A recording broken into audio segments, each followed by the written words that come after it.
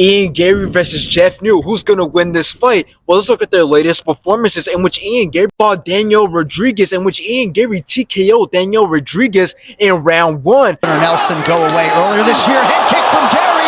It's got to be in. D-Rock covers up. After this, Ian Garry went on to fight Neil Magny, in which Ian Garry's leg kicks completely destroyed Neil Magny in this fight, in which he dropped him multiple times with leg kicks in rounds 1.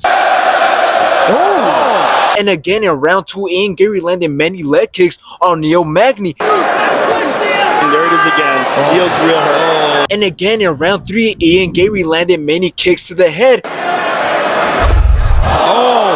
In which Ian Garry obviously won by decision. And still undefeated, the future. Now let's take a look at Geoff Neal's latest performances, in which he fought Vicente low-key, in which Geoff dropped Vicente in round 1. Geoff Neal.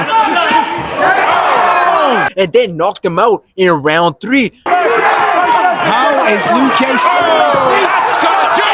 After this, Geoff went on to fight Shafkat, in which they both landed some great shots in round 1, and then Shafkat put some damage on Geoff's body in round 2, in which it led to Geoff Neal being gassed out in round 3, which gave Shafkat the opportunity to get Geoff Neal in a rear naked choke, in which Geoff Neal tapped in round 3. Oh, he's choking. He's on it. He's on it.